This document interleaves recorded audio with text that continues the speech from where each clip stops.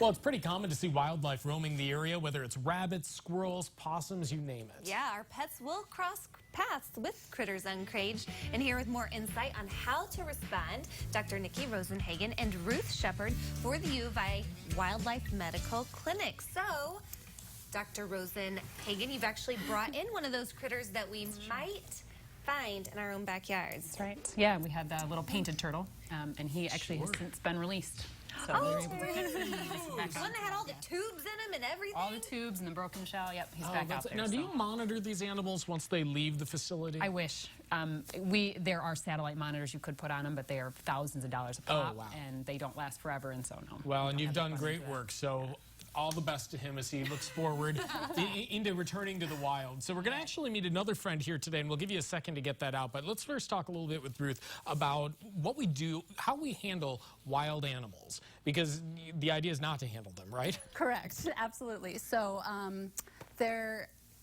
the most important thing I would say when you see wildlife in your neighborhood, in your yard, anything like that, even if they're cute, don't try and make them pets. Don't feed them, because the more they get used to humans, the more they learn to forage at your house for food. Great. A, they can get into pretty unhealthy stuff, and B, your pets can tangle with them, which is not good for anyone involved. So what kind of animals are we talking about? So we're talking about birds, raccoons. I've seen raccoons all over Facebook being adopted, and bunnies. You're asking for trouble. Rabbits. We actually have today a Virginia opossum. Oh my goodness. Got into a scrap with someone's dog.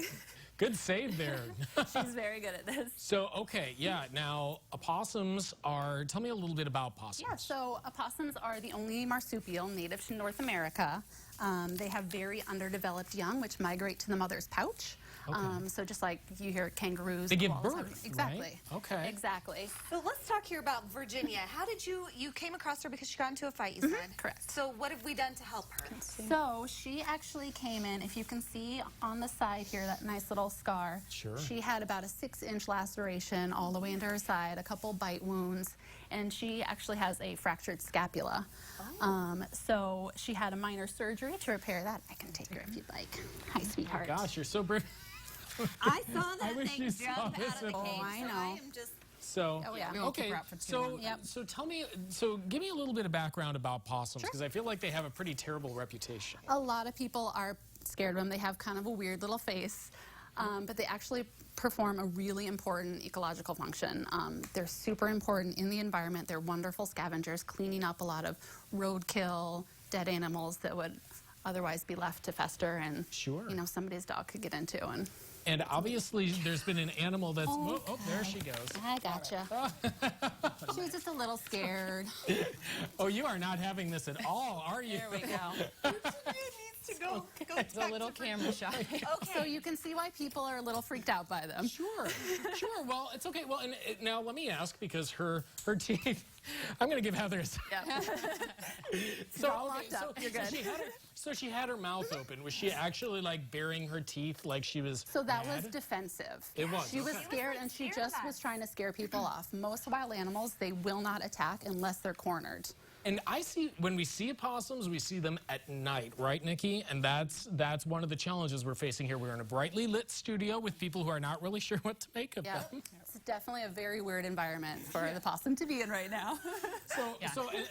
And that's something to consider too. You've got animals that come out at different times of day, Right. and that's especially important when you are out there dealing with these animals, right? Be aware of them. Yeah, absolutely. And a lot of the encounters that happen with our pets are at night when they're unsupervised, Yep. and so Yeah. we don't always see what's going on. I think I broke a sweat just here in the first 5 minutes of our show. Oh my gosh. I think so too. Okay, so pet owners, if there are ever concerns or there's a wild animal that's been hurt, they can contact you guys. Absolutely, absolutely. And just a quick, disclaimer, handling those animals like that is not advised, right? We're professionals, but also opossums tend to be a little bit less aggressive than other animals, but still, if you have to handle them, it's better to call someone. Yep. Exactly. Well, I'm calling you guys. Put a box over them. They're safe. They might freak out a little bit, but at least they're safe for now, and someone can come give them assess. some space, and they're not going to do anything to you. Such good information. knowing how to interact. And that's courtesy of the University of Illinois Wildlife Medical Clinic. Connect with them at vetmed.illinois.edu. Thanks for your time and the adventure. And thank you for handling that, because I seriously could not even breathe that whole fight. It's all good. Oh my gosh. Okay, next we're going to learn the art of icing a cake. That is more up my alley. A little bit more tame. A little bit more Frosting tame. cupcake. I'm all over it. Learn the secret to amazing desserts from the inside out. Frosting when we come back.